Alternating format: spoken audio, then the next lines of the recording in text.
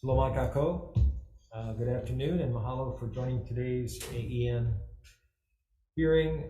It's Wednesday, February 1st, 2023 at 1 p.m. We're convened here in room 224 and video conferencing, which includes the audio and video of remote participants that's being streamed live on YouTube. You'll find that the links to the viewing options for all Senate meetings on the live and on-demand video page of the legislature's website at capitol.hawaii.gov. And in the unlikely event that we have to abruptly end this hearing due to technical difficulties, the committee will reconvene to discuss any outstanding business at 1:05 Monday, February 6th, here in room 224.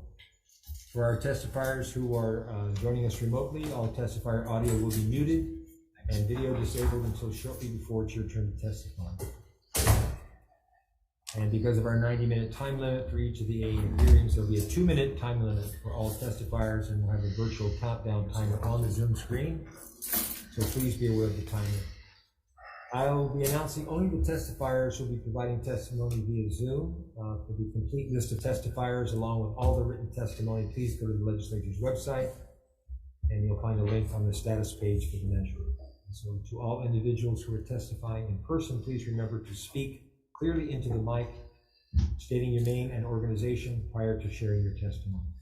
And we apologize if the closed captioning does not accurately transcribe the names. So, first up today is Senate Bill 316 relating to dogs. Establishes additional penalties for dog owners whose dog destroys property while on land zoned for agricultural use. And we have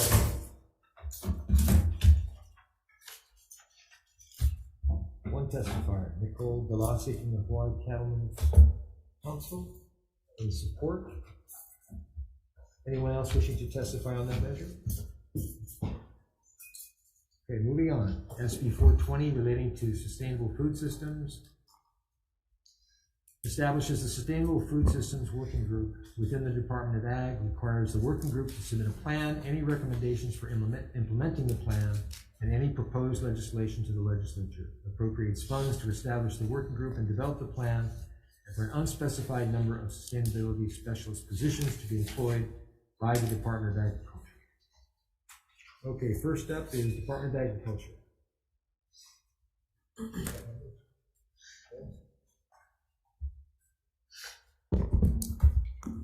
Good afternoon, Chairperson Gabbard, Vice Chair Richards, members of the committee. My name is Sharon Hurd, nominee for Chairperson of Department of Agriculture. So I do have a comment on the bill. The comment is that the 7 issues that are the focus of the proposed 23-member Sustainable Food Systems Working Group could be best approached by a smaller group who could better define deliverables for this effort and make action item recommendations to the Sustainable Food Systems Working Group before incorporating it into a plan that will need to be funded and implemented. Thank you. Okay, thank you. And members, if you save your questions, we'll ask all testifiers and do it at the end of the testimony. Let's see. Next is Ann Wishkorek. Sorry. I really butchered that one, sorry. It's all right. I had you on Zoom, but you're here in person, so yes, I wanted to see you guys. Okay. So aloha, Chair Gabbard, Vice Chair Richards, rest of the committee. My name is Ania Wieczorek, and I'm the intern dean for College of Tropical Agriculture and Human Resources. Well, first of all, I would like to start thanking you for providing me opportunity to support Bill 420.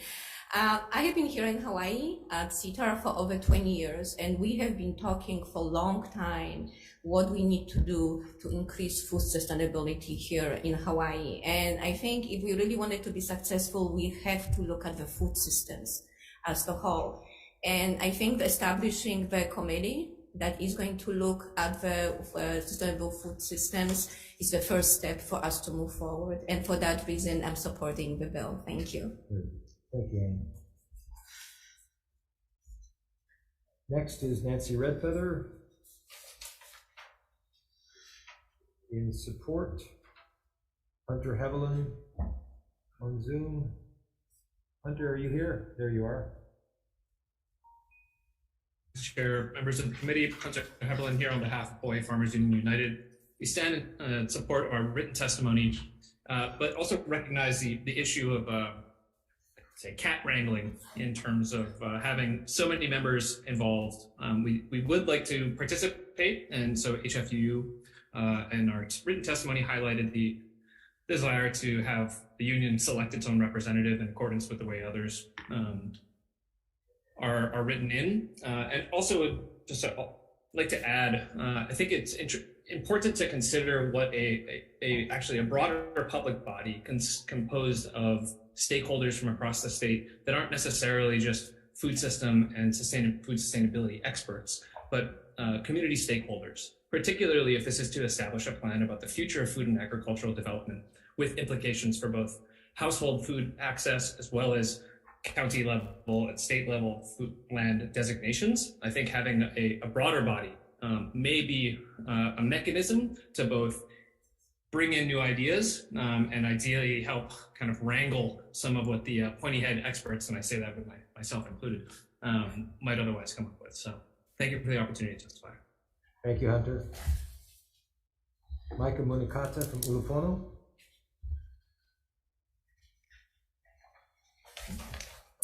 Good afternoon, Chair Gabbard, Vice Chair Richards, members of the committee. Micah Munikata here on behalf of the Ulupono Initiative. We stand on our testimony supporting intent, and just intent and not full support in the fact that we do find this measure to be preferred of the many others that were kind of put forward as far as a working group such as this. Main reason is you have the Department of Agriculture determine a lot of the voices that are at the table, and those being the producers. We would like to see that this group is more focused. We do think that there's a lot of great efforts that have been ongoing around a plan of some sort for agriculture across the state. And one of the things that we've noticed at Ulupono, and I think a lot of others have noticed, is there's a lack of producer voices that are at the table. So within our testimony, we do recommend looking at ways to increase the producers themselves within this committee, or this working group, excuse me, and for the department to be able to choose them. I think that would benefit towards getting a pretty good result here with this particular plan. Thank you, Chair. Thank you very much. Next is Brian Miyamoto from Hawaii Farm Bureau. Good afternoon, Chair Gabbard, Vice Chair Richards, members of the committee. Brian Miyamoto here on behalf of the Hawaii Farm Bureau. This bill is similar to the bill that you heard, Chair, on Monday, SB 84. So we have the same testimony in support. However, we do prefer this version because, as previous testifiers said, instead of Office of Planning selecting a lot of the members, it's the Department of Agriculture. However, we still do have some suggested amendments to the makeup of the working group. First, on page 2, line 17, we are requesting that it's the Dean of the College of Tropical Agriculture and Human Resources, or right now the interim dean, who just spoke, instead of HDOA, selecting the 2 UH representatives. Secondly, again, on page 3, line 19, for the Hawaii Farm Bureau, we prefer that it's the president versus myself, the executive director, president as a head of our organization, who would select the Hawaii Farm Bureau member. And then we are requesting to add an additional member from the Hawaii Cattlemen's Council, again selected by the president, the organizational head.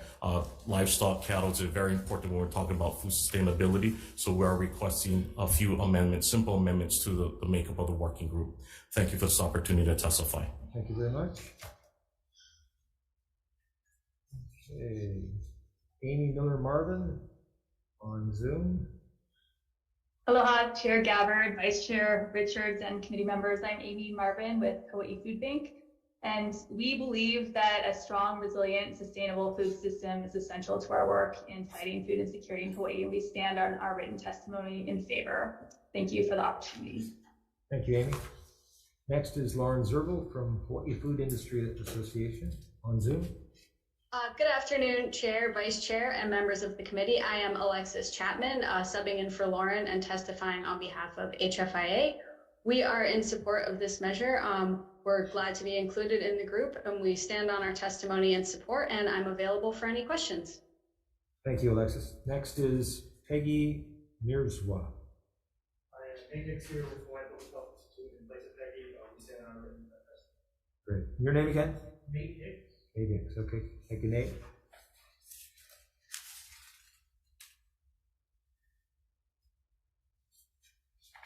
And then late testimony, we had Jody Yee or Brian Yee from the Deputy Attorney General.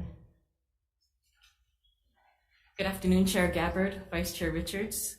I'm Jody Yee from the Department of the Attorney General. We had a small concern with one of the aspects of the membership description for the working group. In our late testimony, we did submit suggested language to correct this. If you have any questions, I will stick around. Thank you.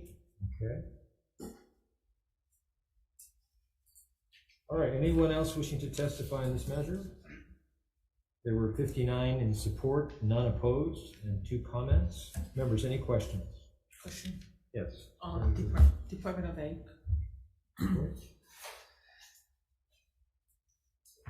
Sharon, thank you for coming. How much will the DOA need to support the working group? That has not been determined. There are no positions allocated in this bill, I think. It's, let's see. Yeah, the working group is for the Office of Planning and Sustainable Development. The department support of the working group is unspecified number of sustainability specialist positions, so we don't know. But if we had one additional, it could come from the planning office where we don't know. So you know this group that is proposed, are you guys, so I guess the question is the convening of it will be via Zoom or? We would hope to have the panel in person, but of course hybrid meetings are quite common now. The energy of the in-person meeting is always favored, but Zoom is an option. So similar to the Board of Ag meetings, we would have to then budget in for travel. I don't have a number. I can come back with that. And the total? It says 23 positions, 23 people. I mean, it's kind of plenty. That was the testimony. We'd like a smaller group, and then we can convene, narrow down the points, then form a working group, and then come back and hash out those points. But you're right, 23, and then Brian would like HCC, which is a fine addition, so make that 24. So I just looking, because I guess in 2025, this group disbands. So are you part of in taking all the comments and input from the group, or that'll be separate? You guys will nominate one president or a chairperson to handle the group? And the structure of the working group, I think we have to talk. I think everybody should have input, and then one person, like a command central, can hash it out and bring it back to the group. But the 7 things they gave us, they're pretty wide reaching. So it's going to take some brainstorming and debate and narrowing. And then, yeah, I think a command central type thing would be a good idea. Okay, thank you, Sharon. Thank you, Chair. Chair? Yes. Thanks, Chair. Yeah, Sharon, before you run off, thanks. This kind of fits in the bigger picture, and I think springboarding up Senator DeCoit, we're almost trying to map a master plan going forward with this. And I agree, if you have too big of group, you spend a lot of time talking and not actually getting. Absolutely right. But by the same token, we still need the input. So do you have thoughts on how we might get there? Smaller groups that then convene a larger group, something like that? I think it's the opposite. I think we'll convene the brainstorming session and then come up with the topics, and then the smaller group would be the decision-making group. Probably, of course, working in conjunction with OPSD, working with the other groups, narrow it down to measurable, science-based, realistic goals. And then we can attack them. But the way it's structured now, it's, I think it was Hunter said, it's like cat wrangling, getting everybody together to agree on a few things, and then we have action items, and then we can move forward. But 23, maybe 24, it's going to be great. We'll have a lot of ideas out there, but then we need to narrow it down. Okay, all right. Thanks, Chair. Okay. All right, moving on to the next measure, SB 422. Relating to Environmental Advisory Council. This is a housekeeping amendment to section 341-6 for HRS to delete a reference to a repeal section. We have Scott Glenn from OPSD. Scott Glenn isn't here, but he asked you to come State your name, please. Hi. Hi, Chair Gabbard, Chair Richards, and members of the committee. My name is Leslie Segundo, and I'm representing Scott Glenn on this bill. The Office of Planning and Sustainable Development stands on its testimony, and I'll be happy to answer any questions that you may have. Okay, thank you very much. Okay, you're welcome. And next, I assume, is Pua Don. There you are. Aloha, Chair Gabbard and Vice Chair Richards and members of the committee. My name is Puana Yonauna. I am the current chair of the Environmental Advisory Council. We submitted written testimony in support of this bill, and as Chair Gabbard said, it's really just an amendment to delete a reference to a repealed statute. So if you have any questions, I'm available, and thank you folks very much for your attention to this matter. Thank you, Pua. Okay, that's it on the test. Members, any questions?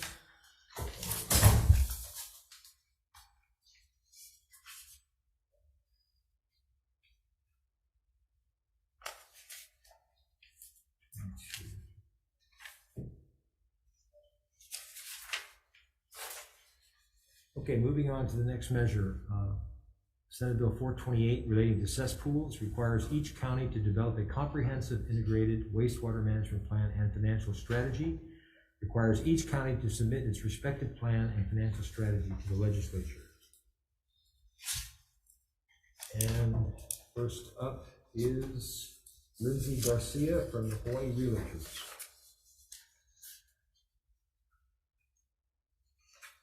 Good afternoon, Chair, Vice Chair, and members of the committee. My name is Lindsay Garcia from Hawai'i Realtors. Hawai'i Realtors is in strong support of this measure. We believe that cesspool conversion is very important to preserve our environment. There are approximately 83,000 cesspools in the state. In order to convert all of them by 2050, we would need to convert at least 3,000 cesspools a year. And it is crucial that we properly plan and find ways to assist communities and homeowners as resources and manpower are limited, especially on the neighbor islands. So affordability and financial planning are key. Based on an analysis that was done by the Cesspool Conversion Working Group, 87% of homeowners will be financially burdened by cesspool conversion costs. Even with a $10,000 rebate, 82% of homeowners will still be financially burdened. Most homeowners would not be able to afford to do this alone. So we applaud the state's leadership on this issue. We believe this bill is a very important next step to determine where sewer can be built out or where other options are available, as well as identifying financial needs and other funding opportunities. Thank you for the opportunity to testify. Okay. Anyone else wishing to testify on this measure?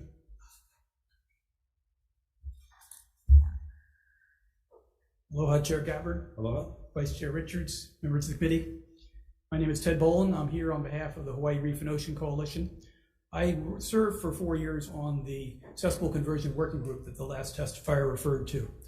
And I think it's very important to properly plan for the counties and the Department of Health to get together and determine where there are places in the state, where the various counties want to plan and comprehensively integrate their plans. Where they're going to remove cesspools, where they're going to extend sewer, what else they're going to do, and what financial needs do they have. All those things are good, and I think it's a good bill, and the Hawaii Reef and Ocean Coalition strongly supports. Thank you for the opportunity to testify. Thank you very much, Ted. Okay, members, any questions? I have a question for Lindsay. Realtors. So Lindsay, is there a plan in terms of HRA assisting in the homeowners during this process? Are you guys going to be actively involved in helping them deal with this? That's a good question. Like we would like to be involved in any education efforts that the state and county decides to take on. We do believe that it needs to be a public and private joint effort in order to assist homeowners in order to take this on. I'm glad to see you guys on board, because previously there's been some opposition from yes. the realtors, but it's really nice that you guys to start talking story and just La Lima, right? Many hands working together. Exactly. Yeah, Thank you. Thank you. All right, moving on. Senate Bill 430 relating to the Hawaii Farm to Food Bank program establishes the Hawaii Farm to Food Bank program and Hawaii Food Assistance Program Special Fund to alleviate food shortages in the state. First up is Department of Ag. Chair, Vice Chair, members of the committee. The Department of Agriculture supports this bill. This bill provides a new source of revenue for farmers and a new channel to get into the food distribution system. So we support any bill that is good for fresh, locally produced food. Thank you. Okay, thank you. Okay, next. Brian Miyamoto from Hawaii Farm Bureau. Good afternoon, Chair, Vice Chair, members of the committee. Brian Miyamoto here on behalf of the Hawaii Farm Bureau. You have our written testimony in support. We absolutely support this program.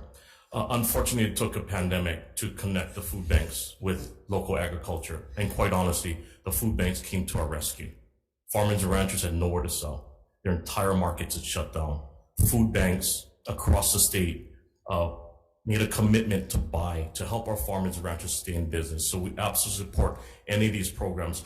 Vice Chair is intimately familiar with this program. He initiated the Bridges program on Hawaii Island, and through the Farm Bureau, there are other organizations, but just through Farm Bureau, resulted in overall, I think about $800,000 of locally purchased products that had nowhere to go to help Hawaii Island Food Basket, Boys and Girls Club, members of our community that were in need. So we absolutely support this as a win-win, as the director previously said. It opens up another market for our farmers. It provides fresh, nutritious foods, locally grown, for our families and friends, neighbors in need. There is another bill, I believe it's SB 460, and although this is specifically to local, we do want to offer or allow some flexibility for the food banks. This restricts it to just local, which we absolutely support, but there are other expenses. So we'd like to find a way to help support the food bank, build capacity, really build their farm to food bank program, and then really lay out a really good, strong program that we can see going on forever, and hopefully reduce the hunger out there. But in the meantime, the need is out there. Food banks across the state provide an important service, and Farm Bureau and farmers and ranchers stand ready to support them and support our families and friends. Thank you for the opportunity to testify. Thank you.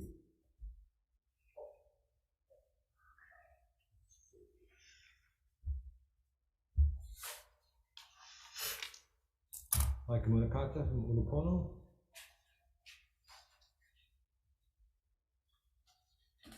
Real quick, Chair, I'd just like to say ditto for that last one. Now, Brian brings up great points from the Farm Bureau side, and he, is a stand-up guy that actually helped to put a lot of this stuff in the hands of the the food banks during the tough times that we experienced. Food insecurity still remains a problem for our communities, and what better way than to connect them with our local products here within the state. So very excited to support this Farm to Food Bank program, and looking forward to sustained support for our food banks. Thank you. Thank you. And Hunter Heveland from the Farmers Union. Well, Chair, Vice Chair, members of the committee, Hunter, still with the Hawaii Farmers Union, and standing in support of our written testimony, and really view this as an important sort of double subsidy to support families in need across the state, as well as producer farm viability through one single funding mechanism. And as the Farm Bureau had mentioned in close conversation with a number of the food banks, we definitely want to advocate for a prompt hearing of SB 460, which would provide additional funds to DLIR, OCS for food bank operations across the state. The pandemic certainly highlighted the need for systemic and sustained support for our food banks and the pantry networks that they help support. And we view this mechanism as a critical opportunity to thread together the futures of reduced household food insecurity and increased farm viability. Thank you for the opportunity to testify. Thank you, Hunter. Anyone else wishing to testify on SB 430, please.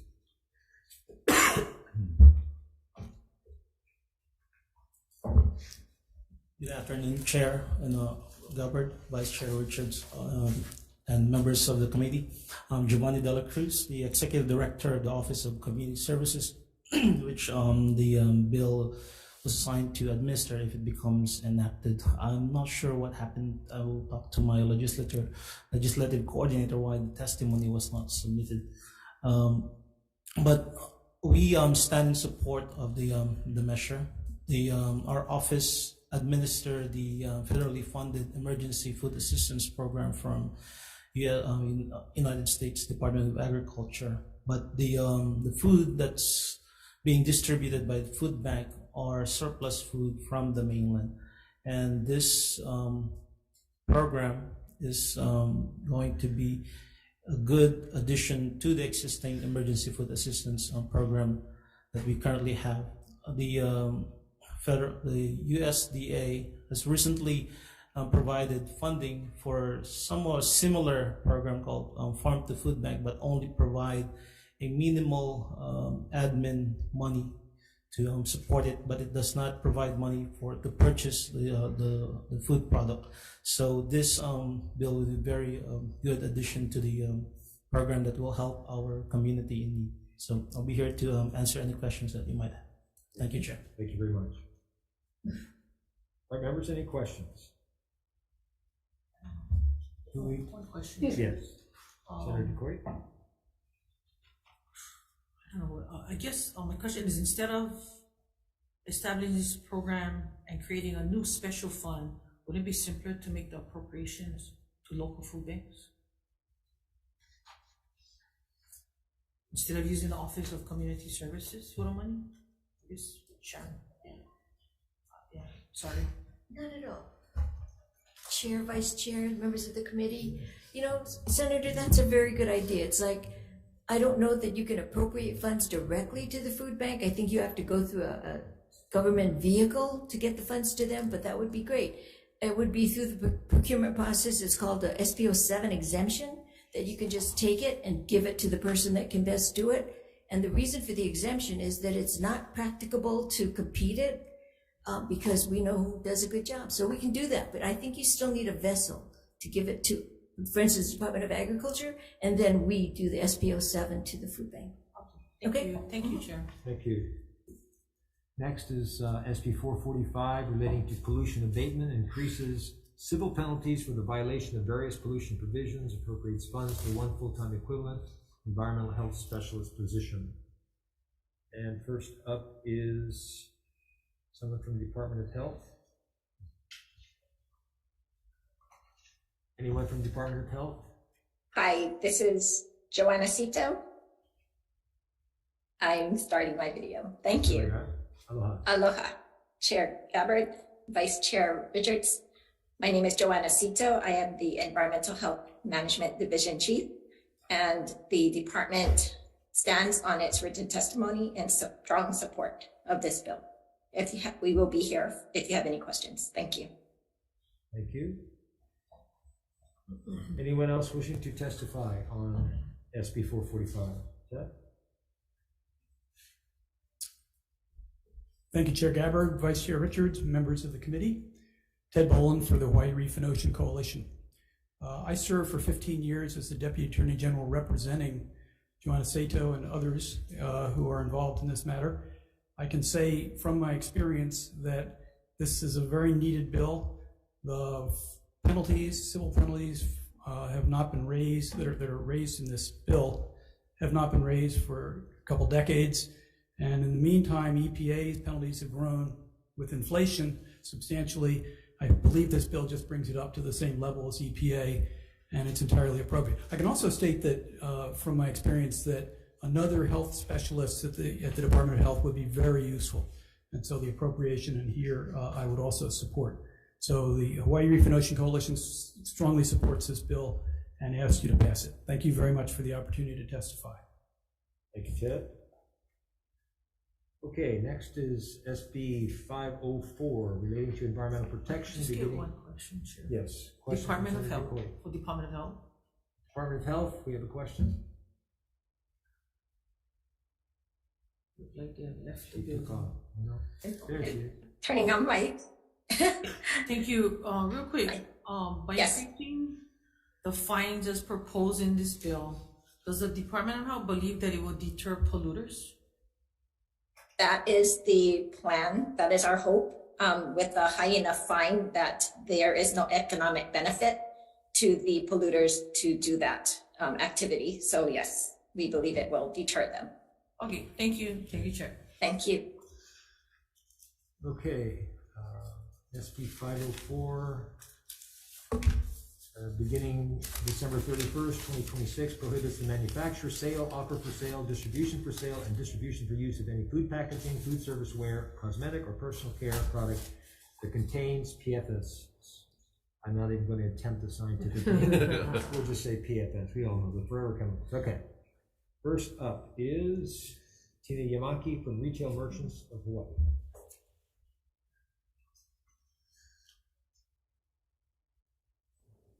She's on Zoom. Tina, are you with us? Not currently on Zoom, Chair. Thank you. Next is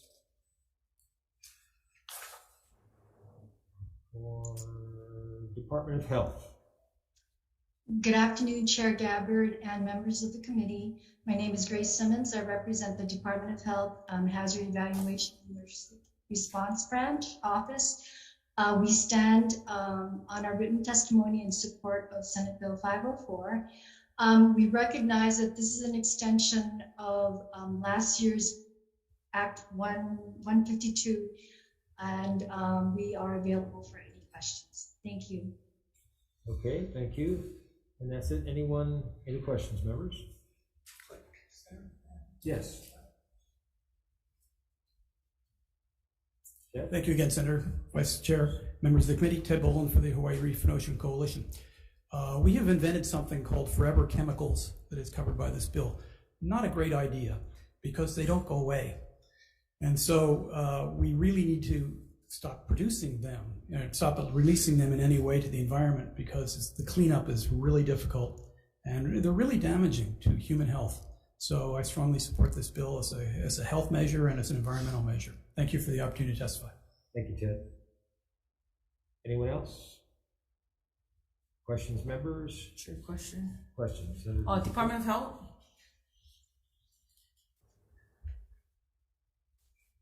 Yes, Senator.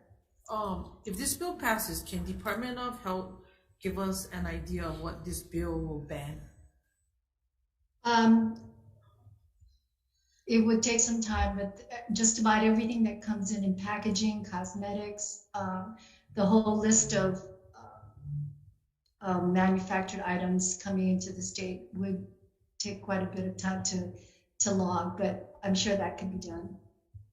So I guess my concern is that a lot of the food establishments and other retailers affected by it, with the bill, this bill is suitable for replacement products to use that will not put them out of business. And I just resort back to, I just had on plate lunch and all the food fell out of my plate because it's absorbed. And so then they lined it with foil. So I was trying to like figure out,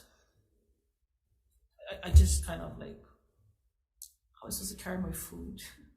I know, and part of it too comes with the biodegradable materials that's used and the alternatives. So I think nationwide, many of the states are banning a lot of these packaging materials and we're trying to get ahead of it, but obviously there's all this PFAS is already in the environment, and starting from the source is, and stop manufacturing these materials is our best bet right now. So when you guys give a list of it, will you guys also provide us with alternatives of what would be environmentally safe? I guess that would be really helpful. Okay. Thank you. Okay, thank you. Thank you, Chair. Thank you. Next is Senate Bill 511, relating to ag, appropriates funds to establish a foreign agricultural small equipment pilot program to identify efficient ag equipment and retrofit engines to meet the U.S. Environmental Protection Agency standards, and it requires a report to the legislature. First up is Department of Ag.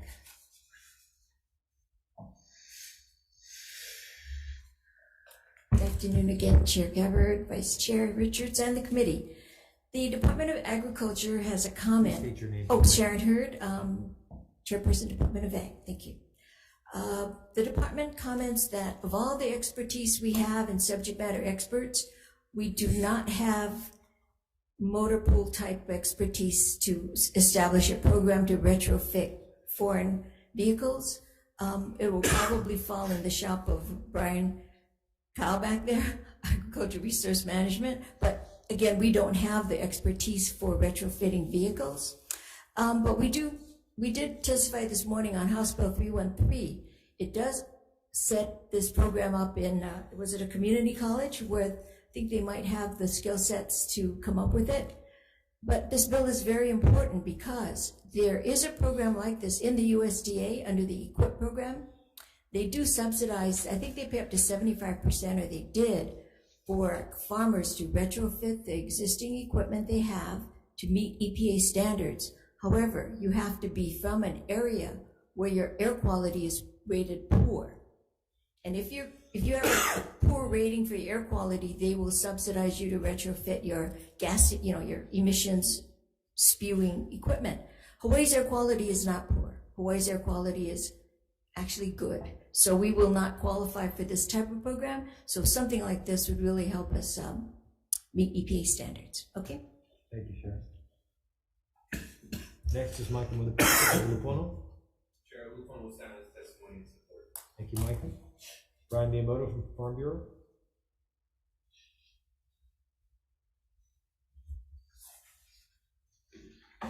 Thank you, Chair, Vice Chair, members of the committee. Brian Miyamoto here on behalf of the Hawaii Farm Bureau. You have our written testimony in support. I believe this is our 4th year coming before this body, asking for help for our small farmers. So for those of you that have been there, very familiar with this issue, we're looking for technology and size appropriate equipment for our farmers, and we've seen foreign countries, especially Japan, that have these equipment. Very optimistic. Just recently presented to the Ways and Means Committee and the EET committees for the budget briefing from DBED. Chair DeCoy, I don't know if you recall that there is a proposed tropical ag tech facility in Hilo. They're asking for $7.5 million for something exactly like this on the foreign trade zone. We'll be able to test some of this equipment. So there's some synergy here. Test the equipment that may not meet EPA standards because it's not on U.S. soil. So we hope that something goes forward. We have met with the group already. It is under DBID, under the foreign trade zone. In Hilo, can bring in equipment, test it out, and figure out what we need to do retrofit. So we think there's synergy with what we're asking for here in our bill, with what DBED is looking for. And the purpose and objectives is to develop tropical ag and food technologies and research and development aimed after small farmers. So we think this aligns perfectly with what's being proposed on the foreign trade zone in Hilo. So we do ask for your support for this pilot. We do believe, however, that it's much better suited under CTAR than the Department of Agriculture under the extension services. Thank you for this opportunity to testify. Thank you, Brian. Next is Steve Tevez from HCIA. Steve here in support. Anyone else wishing to testify on this measure? Members, are there any questions? Question, Chair. Department Department of Ag, Sharon, do you also feel that this program should go under CTAR? I do, especially in the community college system. So will CTAR fund it too? CTAR will fund it. I don't think they have I think they disbanded their automobile car shop type of thing like they did in the high schools, But so I don't know about the funding. I can ask Anya. Okay. No. Well, there's an appropriation there. The other question I have is there no American company that can retrofit the equipment? Let me ask Brian Miyamoto if he knows about that. He's very intimate with the machinery equipment industry. Just because I figure buy local, right? So we might as well buy retrofit American. Brian, if there's a U.S. company that can do the retrofit on some of the equipment. Since my John Deere tractor came from Germany, I just figured. Thank you, Senator DeCoy. Brian Miyamoto on behalf of the Hawaii Farm Bureau. We're not sure if another company will work on another piece of equipment. It may also invalidate any warranties that come with the equipment. So to us, it's a little complex. We'd love to see that. There's also concerns if we thought about that, bringing it in, having a third party or a U.S. company absolutely buy local, do the work, but will it be to specs that we need, again, invalidate the warranties. Is it worth it? And that's why this is a pilot program. And we are coming to the legislature asking for roughly $100,000 so that we can do the pilot program where CTAR can identify the needs with the farmers, the small farmers, what they need, identify where to find that. Go ahead to those countries, mainly Japan, bring it in, do the testing, do the trials, and then educate the farmers on how to use the equipment. So it's a pilot program. Retrofit is something that we'd look for. We thought maybe we could just have it dismantled, bring it in, put together. Still looking at that as an option, but we're just looking at opportunities to help our small farmers. It's like Iseki tractors, we hear that, or some of the equipment were flying off. I think formerly Ernest Satori was bringing it in, and he would tell us that he couldn't keep it in stock, but they're no longer allowed in. So that's kind of what initiated this. And the trip that the ag folks took to Hokkaido about 5 years ago identified some of the small equipment. I think some Kauai farmers really looked at some of the things that they maybe wanted to use for rice production on Kauai, some of the taro growers. So again, it's just we go to different places and see what others are doing and try to incorporate their technologies into Hawaii. It's maybe a little bit more appropriate for Hawaii farmers versus some of the large equipment that we find on the mainland. So I understand the warranty part of it. So the pilot program will be based off of new equipment, or the pilot program will be based off old equipment retrofitting? New equipment. Okay, thank you. Senator, I do have a comment that when the big ag left Hawaii, Dole and Domani and the sugar, a lot of the machinery equipment companies also left. So the expertise to do the repair and the retrofit has left as well. So I think there's a bill that the Farm Bureau has introduced to allow farmers to fix their own equipment. But that I think we've been fixing our equipment a long time ourselves already. I don't think that's the issue. All right. Thank Well, you. thank you. Thank you, Chair. Okay. Next up is SB 520, relating to ag, establishes the farmer succession pilot program within the Department of Ag, requires a report to the ledge, appropriates funds for the pilot program and farmer apprentice mentoring program. First up is Department of Ag. Sharon? You didn't steps into I know. Chair, Vice Chair, members of the committee. The department offers comments that we appreciate the intent. There is interest in this type of training. We would prefer that this go to the area that has the expertise, which would be in the community college system, because the training required doesn't fall into any of our subject matter expert places. Okay? Thank you. Next is Mike Munakata from Ulupono. Afternoon, Chair Gabbard, Vice Chair Richards, and members of the committee. Michael Munikata here on behalf of Ulupono Initiative. We're in support of this measure. If we look at our most relevant stats, and unfortunately it's from 2017 with NAS, we see that the average age of a farmer is 60.1 years old. It's probably grown since then. Additionally, we have 7,328 farms, and about 78% of them, or 5,701 of those farms, produce less than $25,000 in sales. There's an aging workforce that's barely making it at this point when it comes to agriculture, working off extremely tight margins. So there's a need within our state to really rear the next generation of producers here within, and to really teach them how to grow things, but also the business side of agriculture. I am making a little plug here because I think there was a site visit pre-session that went to go look at things out in Waimanalo with the Go Farm Hawaii program. They are a very good farmer training program that has a lot of success as far as teaching people how to grow things and the right climates for it, as well as the business side, teaching them how to write a business plan and really meet market demand. So not sure if this is a potential in this bill, but if there's a way you can include Go Farm as a plug for some funding, they work off of soft money. So they're a very good training program that can really help to meet some of the goals that are established within this measure. Thank you, Chair. Thank you. Any other questions, members? Yeah, I do for Chair. Chair Hurd. Sharon, question? Yes. Yeah, appreciate it. your comments concerning maybe better CTAR. But this is where I think we're running into the problem. That community college, I believe. Right. Well, okay. Under the CTAR system, yeah. Okay. And I don't disagree, but I think this is where we're getting, and this is agriculture, we're getting into silos again. The problem is, I think there needs to be a cross, so it needs to be in conjunction with Department of Ag. And I hear what you're saying as far as the training, and there are bills coming forth for more support for HEC and with CTAR as well. But the idea is, I think we have to have a broader base, because we're not going to have more farmers if we're not educating. I agree with that. We also have to have this is something that Senator DeCoy brought up, that the economy, we have to strengthen that as well. And you mentioned it yourself, we don't have the infrastructure that supports agriculture because we lost the critical big mass. ag left, right? Yeah. So I don't think it can be relegated to one thing. I think we have to be more global thinking on that. Could you support something like that? Sure. In fact, that's why I mentioned the Ag Resource Management Division, who does the land and water repairs. Maybe they know of the specific type of equipment that we need, that we don't have, to quickly respond to an emergency.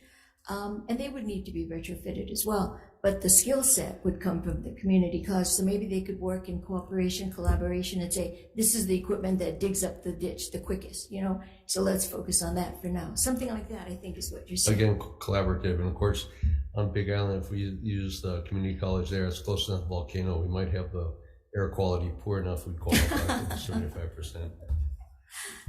Okay, thank you. Brian, did you want to weigh in? I apologize, Chair. We did submit testimony.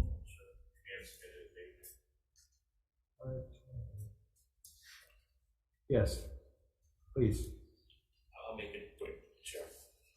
Brian Miyamoto here on behalf of the Hawai'i Farm Bureau. Thank you, Chair, Vice Chair, members of the committee. Our testimony is in support, absolute support. You heard previous testifiers talking about the average age of the farmer. We've used that number. I saw recently somewhere where it's pushing up to 65 years old. So our farmers aren't old, they're just experienced. This does talk about the mentoring program that the legislator passed, but the innovative, Chair, so appreciate you introducing this bill, the innovative approach about the matchmaking. That's something that hasn't been talked about, where we do talk about farms and ranchers that have succession plans. Those that don't, we don't want to see them go away, but they're successful operations. So to bring in a new farmer to work with that experienced farmer, I think is a great approach. And we absolutely support the introducers of this bill. You are the introducer, Chair, but a very innovative approach that hasn't been discussed. So we'd like to see that worked on and implemented. I think that's a great idea. Farm Bureau thinks that's a great idea, that matchmaking component to this bill. So thank you for the opportunity to testify. And Chair, please let me know if I am out of place, but the president and CEO of the Hawaii Food Bank was available online to testify. She had just sent me a text that she wasn't able to testify. She asked me to let you know that she was here to testify on behalf of the food bank bill. Thank you, Chair. Thank you. Chair, question? Yes, question? So, Sharon, if you can come back. So, I like the program, but, several years ago, there was a mentoring program. I want to know, how would you guys oversight this? Because what happened was, there was funds put into this program, and the mentoring came into play, but when we pushed the funds down, it went to one person that worked for the community college on that one farm.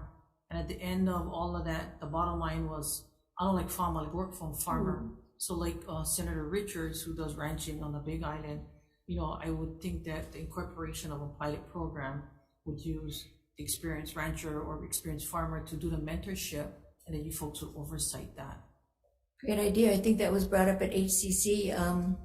The NB, there was a national program, the ambassadors. I think they were intending to do that. So it's a good idea, yeah. So how would you look at oversighting that? Would you be the one, or somebody within your division, go out and make sure that these individuals that would fall under this program, make sure that it's spread out? Because it wasn't to go to one entity, because it didn't give them diversity to try. I see. I'm sorry that happened. But I think what we do at the department is we work with the commodity groups. We would go out to the tropical fruit growers, the ranchers, the macadamia nut people, and we would say, give us your best candidate for mentoring. And then we would try to find a mentor within that commodity group. Then we would fund any trips, any hotel stays if they need to go visit somebody. but it's a good program. And I think working with the commodity groups is a good idea because they're statewide. They have statewide reach and they can identify. Thank you, Sharon. Okay. Thank you, Chair. Okay, thank you. Hunter Heveland from Farmers Union. All right, aloha, Chair, Vice Chair, members of the committee. I wanted to speak to a couple important aspects within this bill. Certainly, the Farmers Union stands on our support of this bill and on our written testimony. There are some valuable models, particularly there's a program in California called California Farm Link that I think the department or whichever entity ends up housing this effort can look to, that have been very successful in sort of the matchmaking efforts of bridging across generations of new farmers and farmers who are entering the next phase of their life cultivation.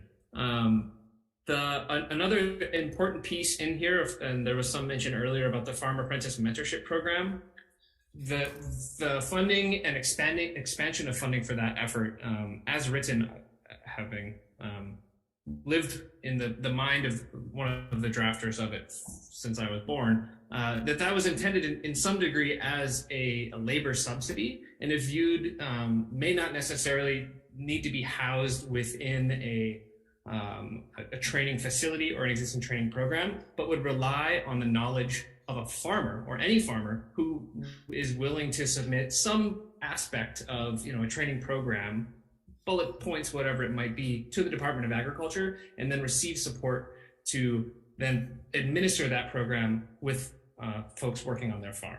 And it also sets a price ceiling so that it ensures that the subsidy for that labor is not contributing to wages below a certain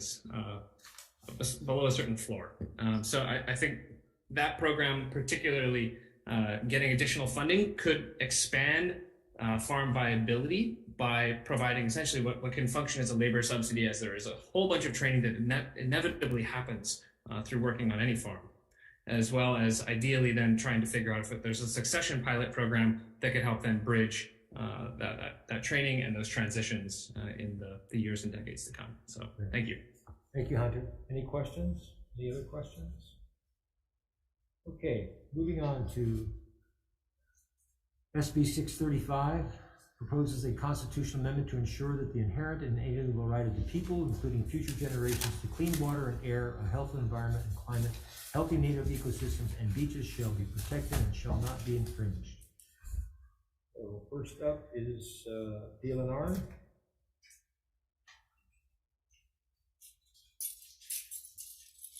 Aloha, Chair and Vice Chair and members of the committee. I'm Laura Ka'akua, the Governor's nominee for Deputy Director of DLNR, and with me today is Pua Ayu. We will be standing on our testimony, and did just want to note that we're supportive and very grateful for the intent of this measure, and our comments in relation to the particular legal vehicle that's suggested in this measure are the result of guidance from the Attorney General's office. And we're here for any questions you may have. Thank you, Laura. Next is Blair Goto, Deputy Attorney General, on Zoom. Oh, you're in person, okay. Good afternoon, Chair Gabbard, Vice Chair Richards, and members of the committee.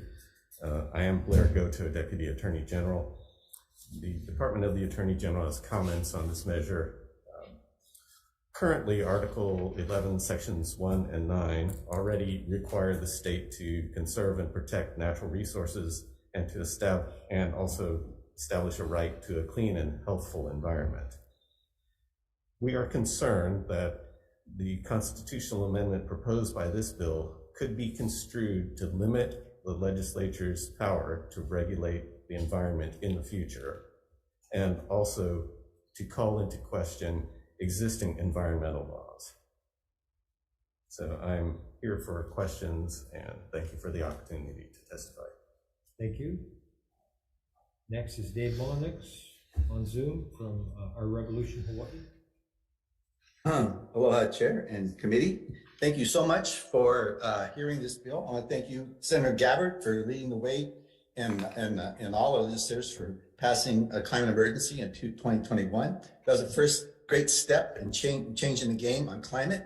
And I think this is our next most important step of the Green Constitutional Amendment. I want to thank you all for considering this. I just want to quickly express why it's essential, like the representatives passed this Green Constitution Amendment being placed in Article 1 of our Bill of Rights of our Hawaii State Constitution. Article 1 placement, as with fundamental rights in our Bill of Rights, will ensure that government prioritizes environmental protection and works to avoid environmental pollution and degradation as part of the decision-making process when there is the best opportunity to prevent harm, including crafting, implementing legislation and regulation, when issuing permits, when approving development, and when considering how to address ongoing environmental concerns. Currently, government agencies act to manage pollution after the fact, and whereas in the Green Constitution Amendment, agencies will be motivated to proactively prevent pollution before it happens. Article 1 placement will ensure that these instances when government does knowingly infringe on environmental rights, there's a compelling state interest and conscious effort to minimize environmental harm. What we just heard here a moment ago is a concern those concerns were just expressed. We have 3 states already have passed green amendments, and none of those things have happened that were just expressed in the former testifier. Placement of Article 1 ensures that rights to protect are on par with our fundamental right to free speech, due process, and property rights. So in essence, we have a right to free speech, we have a right to bear arms, but we have no right for clean air, land, and water. And our future generations are being denied the right to an inherent and healthy environment. So I ask, what use are our rights to speak freely and carry a gun if our air, land... Sorry, your time's up. Thank you very much. Okay, thank you so much. Thank you. Okay, next is Ted Boland from High Rock. Thank you, Chair Gabbard. Thank you, Vice Chair Richards and members of the committee. I want to thank Senator Gabbard for introducing this bill and for leading on this issue in the past, and Senator Rhodes also for supporting it in the past. On this, I should start over. I'm Ted Boland on behalf not only of High Rock in this case, but also the climate protectors of Hawaii, who have a concern about this measure and support it strongly. The measure is not redundant or unnecessary, even though there are currently provisions in the Constitution that protect some of the same rights. And that is because the law is written, it only applies, the constitutional provision only applies as defined by law. And that means that if the law is wrong, the right isn't there. So there should be a right that is in existence, just as the right to free speech exists. You have laws, you can regulate, but you don't eliminate that right as a result of having a provision in there that is limited by law. This provision would raise the environmental rights, as the previous speaker said, would raise the environmental rights up to the level of speech, due process, and other fundamental rights. And I think that the right to clean and healthy environment should be a fundamental right. There are cases where the law does not do the job. Cases where permits have been issued, for example. I have in mind Red Hill. If this law were in effect, people could have brought suit before Red Hill got out of hand. The previous measure we had about PFAS, that's a place where we haven't regulated yet. And if we had this measure, that would enable the citizens to bring action. So it'd be useful in that regard too. We would be if Hawaii were to approve this, we would be the 4th state. 3 others have done it. There have not been constitutional problems in the other states, and there have not been an excess of lawsuits. The lawsuits have been serious and have moved forward to the courts where they may belong when there is a question of rights of the citizens. Sorry, Ted, your time's up. Thank you very much, sir. Thank you very much. For the opportunity to testify. Next, we have Susan Gorman Chang on Zoom from the Trinity United Methodist Church. Hi, yes. Aloha, and mahalo Chair Gabbard and Vice Chair Richards and the whole committee for allowing me to testify. Susan Gorman Chang, representing Trinity United Methodist Church, and we are in support of the Green Amendment. The United Methodist Church's book on resolutions, 1033, Caring for Creation, a call to stewardship and justice, elucidates our principles, beliefs, and responsibilities in regards to safeguarding and defending our earth. This resolution 1033 starts by clearly stating our covenant with God calls us to steward, protect, and defend God's creation. It cites we are to delight and praise God for the abundance and diversity of creation, that's Psalm 148, and honor God's covenant established with us for all living creatures, Genesis 9:9. Resolution 1033 illuminates further. We call on governments to support careful management of agricultural lands, protection of forests, and preservation of biodiversity among both plants and animals. In conclusion, SB 635 aligns with the stated values of the United Methodist Church, and we strongly support SB 635. Mahalo. Thank you, Susan. Okay, let's see. John Kawamoto. In support. Anyone else wishing to testify on SB 635? Members, any questions? Question. Senator DeCourt? For DLNR.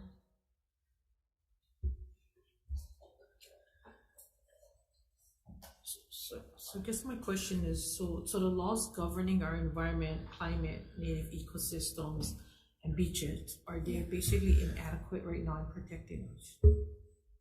So that was really our intent in bringing up Chapter 343, is that there could be ways to strengthen the existing laws, either through legislative changes or just additional support for greater protection and enforcement.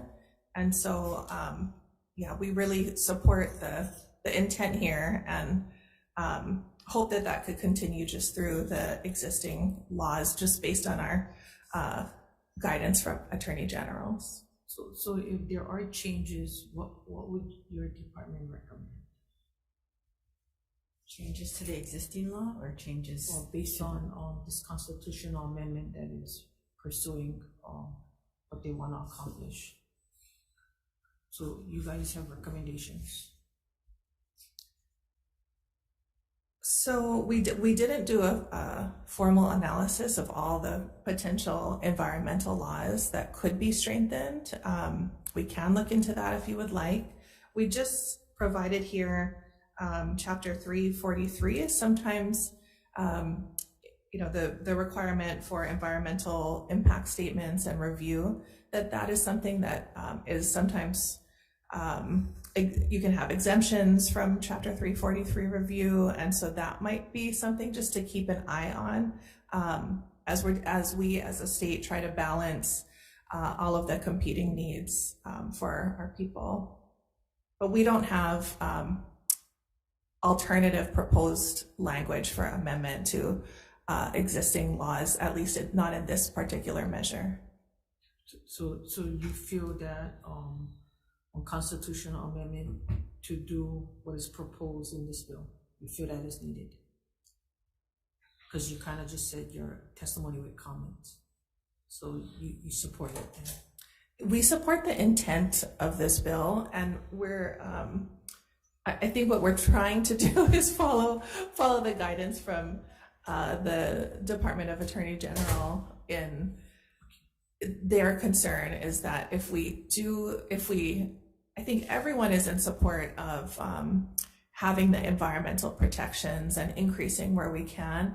And I think what we're hearing from the AGs is that if we choose the constitutional amendment as the legal vehicle to enhance to have greater protection for the environment, it could potentially expose the state to greater liability and lawsuits. And so that's why we're supportive of the intent, and I guess suggesting that we look if there is the desire by the legislature to enhance protections, that perhaps there's ways we could look at the existing laws and figure out how to strengthen those so that we aren't in this caught between area with the constitutional vehicle.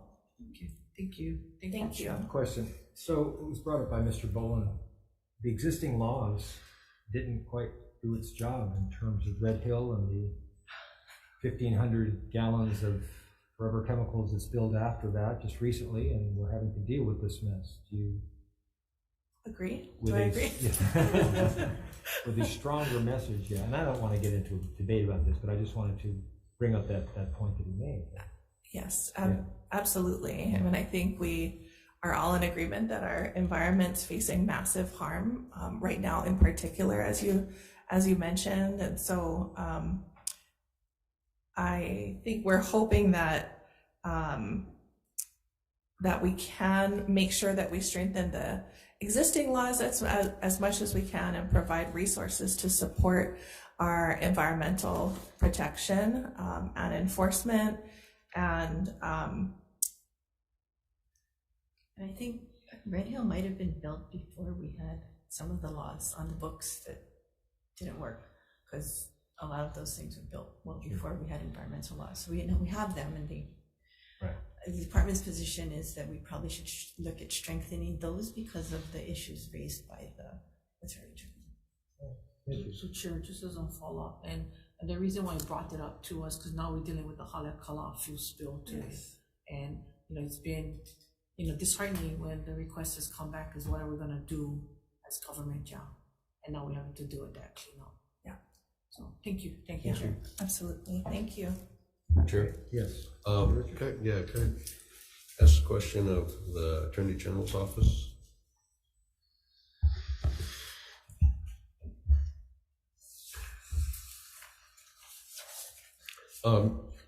You raised a concern about invalidating some laws. Could you articulate a little bit more on that, please? Sure. Again, Larry Goto, Attorney General's office. There are many areas where the legislature has enacted standards and given the Department of Health authority to regulate standards, for example, levels of bacteria in wastewater,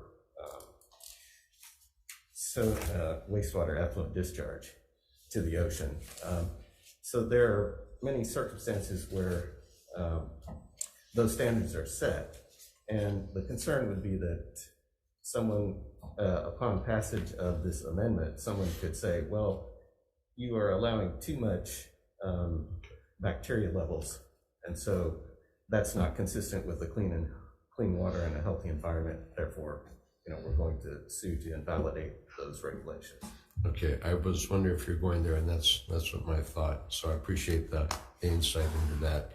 And I think I definitely hear where Senator Coit is going with strengthening current law. I'm always leery of any constitutional or charter amendments unless it goes through a well-vetted program. I like the intent because I think we have good reason for the intent. The vehicle I'm concerned about, if I'll get there. So, all right, thank you. I appreciate that. Thank you, Chair. Thank you. Mr. Goto, so what your advice seems to boil down to, though, is okay, as long as the state doesn't have to pay the price for it, everything's okay. But if you have environmental damage, someone's going to pay the price for it. So in the Red Hill case, the people who most acutely paid the price of those who couldn't drink their water and got sick from drinking it. So instead of spreading the cost over all society, we just make them pay. Same with these forever chemicals. Somebody's going to pay the price for it. It will be the same price. It's just who pays. So what you're suggesting is that the state should not be the one who pays. It's not specifically that, but that the legislature should have the authority, not constrained by someone else's view of this proposed amendment. But this is a constitutional amendment, so if the voters don't want it, they don't have to have it. So it's not, they're the ones who give us the authority, not vice versa. Well, certainly that's true, but just as far as flexibility to address future situations or the concern for existing regulations, that was the areas of our concern.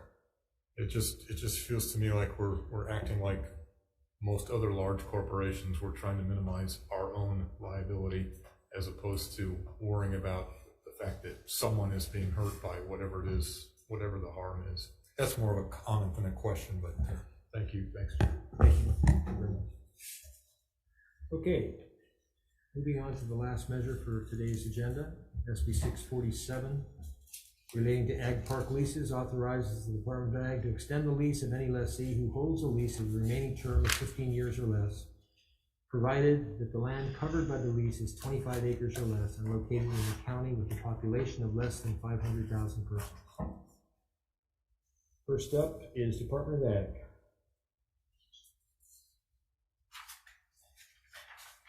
Chair, Vice Chair, members of the committee, the department offers comments on this, noting that the measure covers the neighbor islands because of the stipulation for populations of less than 500,000. And the comment is that we do want to extend the lease if the lessee has shown good management practices, showing successful agricultural business, the business plan. They should have equal access, or at least competitive access to any new applicants. And we do understand there's 200 plus on the waiting list, but we don't want to not include those that are currently on the land that are doing a good job. And, we want to give them an equal opportunity to apply for the lease, not automatically extend the lease. Okay? Thank you. Brian Miyamoto, Hawaii Farm Bureau.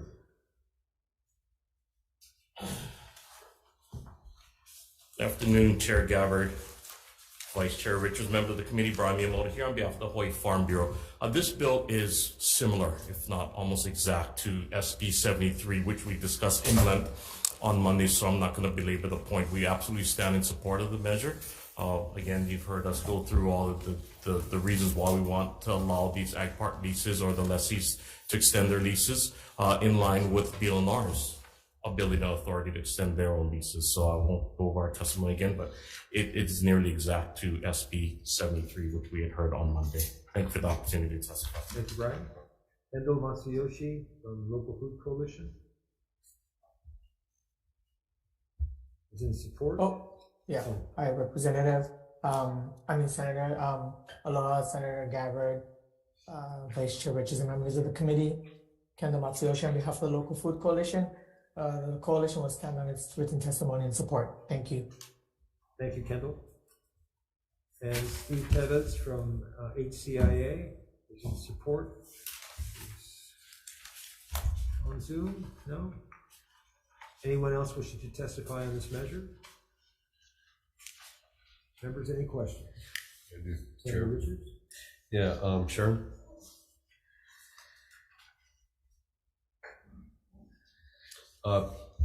Thank you, and thanks for your comments on the extension. It comes back to the whole critical mass of agriculture. And if we have generational agriculture coming forth, the question is, if you have somebody that's been on land, say 25 years, and they've been very successful, requiring a business plan for them, I mean, I get it for someone coming in new, but requiring a business plan for something that's been ongoing, what is your thoughts? Are you talking about a very detailed business plan? No, more like a continuation of the success that they've been having on the property, a commitment that they will continue to farm and agriculture production with an extended lease. And the reason we do comments is because we don't want to impact the people that have already obtained leases, because they're signing a lease and the rules are there. Mm-hmm. So we don't want to change midstream, but this would apply for the extensions to the lease. And I think I understand your question as to what will be the criteria. We would probably follow whatever criteria is in the lease that they assigned originally, with the proviso that if there's an assessment made by the assessment people that says the value of the land is increased, then they would be subject to the increased assessment. That's the kind of thing that we would want to see, that they agree that they pay the higher lease, that the business will continue. There's past performance is an indication of future success, is the commitment that we're looking for. Okay, because what I'm looking is to protect those longtime farmers from more regulatory obstruction. And I get what you're saying. You want to make sure that they keep farming or doing whatever. And I think that's the intent of everybody. But also, by the same token, don't want to pour a whole bunch more filling out forms and doing a whole bunch of stuff, because And I completely agree with you. You know, the ability to renew a lease is great, and it'll be evaluated and come up with a fair lease market. I think all that is reasonable and the right way to go. I just want to make sure we don't have more paperwork to obstruct a farmer to keep going. So I think you and I are on the same page. We are on the same page with that, okay, Senator. We'll talk story on that. Okay. Thank you, Chair. And then could I have a quick question from Mr. Miyamoto? Are there any questions? Yeah, one more. For, sorry. Sorry, Senator. Senator Awa? Sorry, I came in late to this, That's but I wanted okay. to ask this question. If you have a lease and it gets extended, can you sell? No. You cannot. No, but you can sublease. Let me get Brian, subject matter expert, Brian Cowell.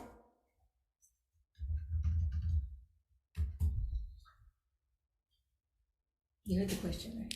Brian Cowell, Department of Agriculture, Ag Resource Management Division. The question was, if your lease gets extended, can you sell? And the you being the lessee. Yeah. No. There's never, the tenant, the lessee, has the ability to assign a lease at any time within the time period that they hold the lease. And that becomes a business exchange between the two parties. So what's called the original lessee, that Asanor, and the potentially new lessee, which becomes SME. The department doesn't participate in that negotiation other than require that the potential assignee qualifies under the rules set aside for that particular program. So bona fide farmer, they must be a bona fide farmer, for instance. They must be a Hawaii resident, for instance. They can't be a corporation of, I don't know, aluminum can recyclers or something like that. They have to still meet the requirements of a lessee under the program. Okay, thanks. Okay. Chair. Thank you. So, reclarification. The reassignment of a lease can occur At any time, yes. But the department is in no way informed of a financial transaction for the sale of their lease. We are, because the Board of Agriculture has to approve the assignation. I don't know if that's the right word. Well, I guess let me just make it clear. A lease can be reassigned through your paperwork and processing department, but can be sold without your knowledge. No. Well, it's happened. It has, and when we find out. So I think that's the question Senator Awa Yeah. is asking, is outside of the extension of the lease and the selling. So I think that's what he was trying to ask you. It's not supposed to, but there's all kinds of stuff that is not supposed to happen that unfortunately does. And it's only when we find out, which usually doesn't take that long, sometimes it probably takes longer than it should. It's only at that point though that we can intervene. We've had people do title claims on state land and we don't find out until a little bit later. We've had people who have tried to sell their lease without informing us, and when we find out, we do take action on that also. But if they don't tell us, a lot of times these business transactions, we won't find out until we do an inspection and we see somebody on the land that we don't recognize, and then we'll approach them and go say, hey, who are you? Why are you here? What happened to so-and-so? And at that point in time, if they say, well, we bought it from whomever, then we would have to get the Attorney General's office involved and just go down that route of trying to figure out what happened, why didn't they let us know, and things like that. So unfortunately, there's no real way for us to be live with that kind of stuff, because a lot of it requires or is dependent on the tenant to inform us of their intent to assign the lease, because by law it does have to go before the Board of Ag. So Chair, just a quick follow-up. So I guess my question would be to you then, Sharon. Is it, how will you stop the sale of a lease? I guess going back to what's knowing that in past chairs that have served in your position was aware of the lease was going to be sold due to maybe delinquency, and then yet the approval by the chair was a reassignment with the sale of the lease knowingly. I see. I think it goes back to the silo question. Perhaps we have to work more closely with the department that actually transacts these sales. And when it comes up that it might impact us, I don't know what the checklist would be or the flow chart, but we can work maybe with the agency that actually legalizes or completes the transaction and say if it looks to be an ag lease land or some kind of a trigger, you have an idea that they can contact us and we can try to intervene at that point. Because to your point, yeah, if I'm going to sell my house and it belongs to somebody else, they do a title check. So it's kind of like DHL, right? You know, you figure the next person waiting in line for the lease, and I think that's what they're alluding to, is that they're not having that chance, but the person that is hanging on to the lease that might be in delinquency wants to recover that, and then says, you know, if it's sold to the highest bidder, I don't even worry about you guys knowing, I'm going to take out a transaction, do the reassignment, and the transaction still happens in the background. But I actually don't question. Okay. So my question is, in the event as Senator Richards brought up on the land value increase of these leases, when the assignment of that lease occurs for farmer or rancher, land is kind of screwed up, you know, it needs improvements like many of the lots that have. Based on the improvement that that individual farm or ranch does, why is it that, you know, they're improving your lands, yet you guys whack the rent increase based on improvements that was actually done on behalf of that farm and ranch? I think that's, you know, unfair, because improvement is done for you guys because you still hold title to those lands. You know, at what point shall that farmer ranch say, maybe I shouldn't improve nothing? So that way, when you guys come in and do the site assessment appraisal value, that you guys acknowledge that, okay, you know, they're actually improving it, but yeah, we're whacking them on higher fees, you know. Actually, it's a very timely question. Yesterday at the Board of Ag meeting, there was a lease case for Maui that was the lessee did $10,000 worth of improvements or clearing, and we were able to reduce their lease. No. Was something like that. Well, that's not. Yeah, I know that's not true. I know that's true. Sorry, but it was something like that. Yeah. Okay. Thank you for the question. The appraisal process is what sets the reopenings, it sets the initial rent, and it sets everything else that we go off of. And the appraisal process will hire independent appraisers. We get a list, and we just, whoever is available is who we hire to do it. And the appraisers work off of a very stringent, I guess, policy or something. I'm not an appraiser, so I don't know, but I have been told that it is quite strict on the things they need to do. The only instructions from the department that we send out is that the land be the land be appraised at an unimproved vacant condition. So the statement that the rent goes up because of the improvements is actually incorrect. The rent will go up based on the comps of unimproved vacant land that the appraiser selects as the comparables. And in those cases, when the rent goes up, typically what's happening is just the land value's gone up. And it had nothing to do with the improvements on the land, because we don't assess that at all. Okay. That's fair to say. Okay, quick follow-up on that. Okay, we're Yeah. running out of time. Yeah, so I think that's the right way to do it. And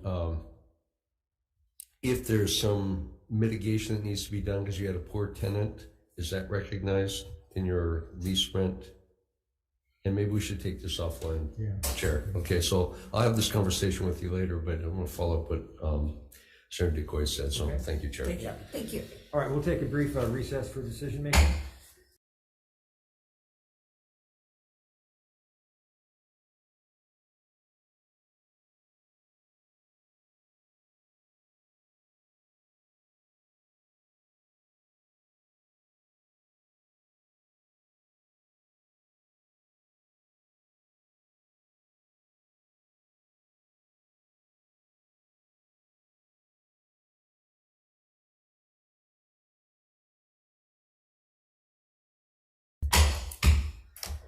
Aloha, we are reconvening the 1 o'clock agenda for the AEN hearing. And we'll go over the decision making after conferring with my colleagues. We'll start off with SB 316 relating to dogs, establishing the additional penalties. Oh yeah, sorry. Your new role as vice chair. Got it. Get to keep track of the votes. Great. And so additional penalties for dog owners whose dog destroys property on land zone for ag use. The chair's recommendation is to pass as is. Any discussion? The chair votes aye. Vice chair. Vice chair votes aye. Senator DeCoit. Aye. Senator Rhodes. Aye. Senator Awa is excused. Yeah. And then Okay. moving up. Chair, we have the, do you want me to call the vote? So do you want to do this? Yeah, just Okay, so we have 4 in favor, so the motion passes. Thank you, Vice Chair. Next is SB 420 relating to sustainable food systems. Our Chair's recommendation would be to pass with amendments to Section 2. There's also some tech amendments, but we'd like to adopt the language and recommendations provided by the Hawaii Farm Bureau for 2 representatives of the UH system who have experience in food systems to be seated by the Dean of the College of Tropical Ag and Human Resources, 1 rep from the Hawaii Farm Bureau to be selected by the President, Executive Director of Hawaii Farm Bureau, and then also 1 representative of the Hawaii Cattlemen's Council to be selected by the President of the Hawaii Cattlemen's Council. And I think we had also a amendment, a representative of the Hawaii Farmers Union United to be selected by the President of the Hawaii Farmers Union United. Any discussion, members? Okay, chair votes aye. Vice chair votes aye. Senator DeCoit. Aye. Senator Rhodes. And Senator Awa excused. Chair, motion passes 4-1. Thank you, members. 4. SB 422 relating to the Environmental Advisory Council, a housekeeping bill. Recommendation will be to pass as is. There is a tech amendment, actually. So recommendation to pass with the tech amendment. Right. Any discussion? Chair votes aye. Vice chair votes aye. Senator DeCoit. Aye. Senator Rhodes. And Senator Awa excused. Chair, motion passes. Okay, and next up, SB 428 relating to cesspools. Chair's recommendation is to pass as is. Any discussion? Chair votes aye. Vice chair votes aye. Senator DeCoit. Aye. Senator Rhodes. Senator Awa excused. Chair, motion passes. Thank you, members. Next is SB 430 relating to the Hawaii Farm to Food Bank Program. Chair's recommendation would be to pass with amendments and adopt the language that was provided by Bonnie Kahukui, the acting minister, State Procurement Office, to clarify all procurements, and that is in Section F, all procurements executed pursuant to this part shall be exempt from the requirements of Chapters 103D and 103F. Any discussion? Chair votes aye. Vice chair votes aye. Senator DeCoit. Aye. Senator Rhodes. And Senator Awa is excused. Here. Oh, Senator Awa. Which one? Sorry. 430. 430. Yes. Okay. Next is SB 445 relating to pollution abatement. Chair, 430 passes. I'm sorry. Hall. Cut you off there. Chair. Okay. SB 445.